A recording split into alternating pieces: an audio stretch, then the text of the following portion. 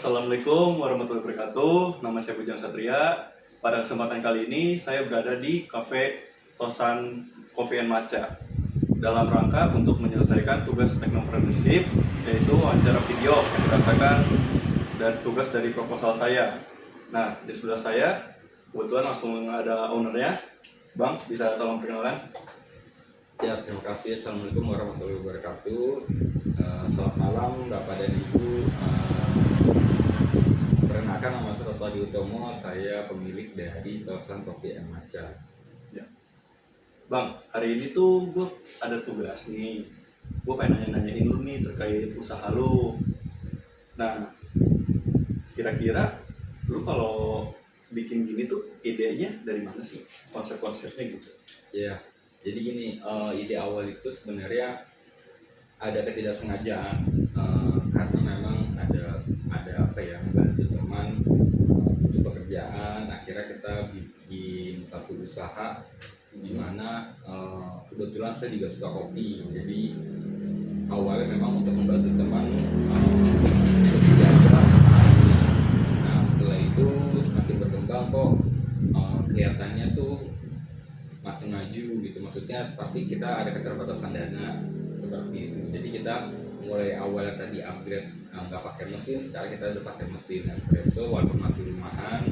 Tapi karena keterbatasan lahan dan biaya, karena memang di waktu itu kita sempat nyewa kios atau ruko tapi listriknya tidak kuat. Akhirnya kita mutusin buat pindah ke rumah dan menaikkan daya listrik di rumah aja dengan meningkatkan kualitas menggunakan mesin espresso rumahan. Dan ternyata alhamdulillah konsumennya ternyata makin bertambah dan makin ramai itu setelah pindah ke rumah. Sebelumnya itu daripada di kios seperti itu. Oke, tapi untuk pindah dari kios itu ke rumah, kenapa sih nggak pilih tempat yang lain gitu yang intinya memang benar khusus untuk jualan bukan rumah gitu? Oke, sebenarnya memang ada rencana untuk di kios awalnya. Ya tadi seperti dibilang biayanya itu karena memang budgetnya itu fresh. Karena kebetulan memang ada hal lain yang perlu menjadi lebih prioritas dibandingkan dengan usaha ini. Jadi karena kita mikirnya itu ngambil prinsipnya ya udah kita coba dulu, jalan dulu daripada menunggu siap, dari itu nggak akan jalan-jalan seperti itu, Satria. Jadi kita ada budgetnya pas di rumah, kita naikkan daya listrik, ya udah akhirnya jalan aja padanya. Ternyata tapi alhamdulillah semua masih berjalan, konsumennya bertambah dan malah baik itu online atau offline itu makin meningkat gitu.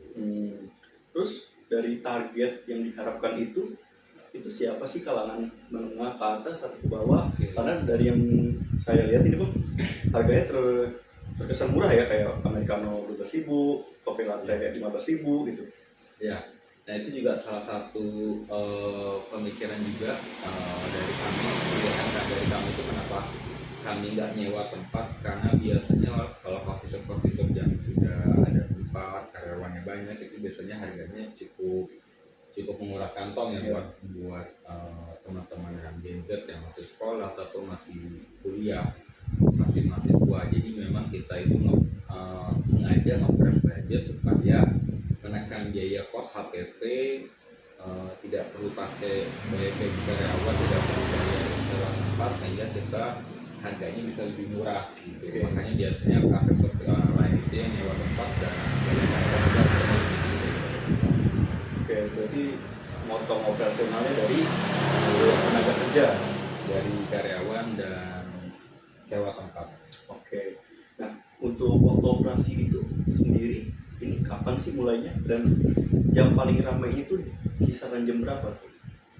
Oke, kalau kita mulai bukanya itu dari malam sampai pagi, karena jujur saya sudah tidak ada karyawan. Sebenarnya ada karyawan itu kita buka dari siang, dari sekitar jam 12 siang sampai jam 12 malam.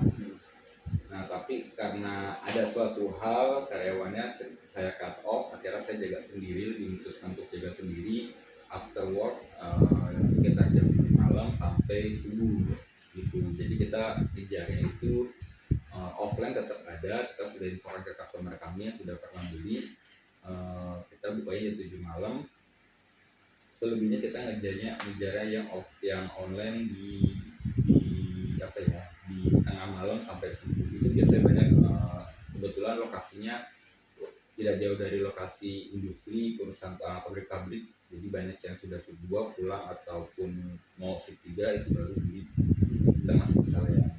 Oke. Nah, selanjutnya biasanya Mas ini dapat dari mana sih bahan-bahan kopinya gitu untuk kopi atau keperluan usaha seperti kayak cup segala macam. Oke, kalau yang pasti sekarang udah zamannya online. Saya maksudnya itu by online. Cup, bahan baku kopi, bahan baku fresh milk, itu semuanya serba online. Jadi karena keterbatasan waktu juga, saya masih kerja, mau nggak mau harus beli online. Jadi barang datang sengaja, ya udah kita tinggal terima barang datang saja di rumah. Oke. Selanjutnya dari Bang Toto sendiri tuh gimana sih strategi marketingnya buat dari pelanggan dan buat mempertahankannya gitu?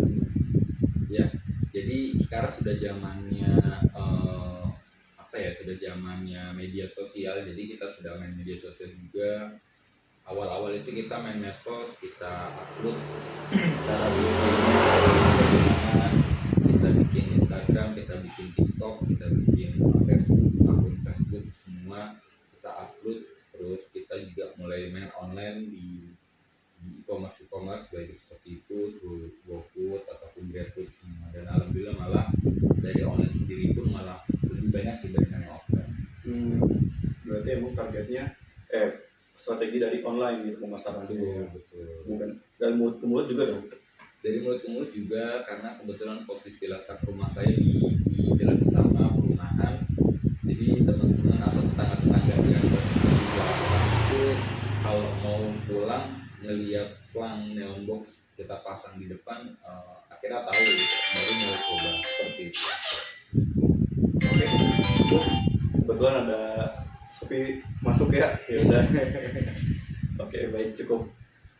Terima kasih Bang Toto. Terima kasih. Saya tutup wawancara pada kali ini.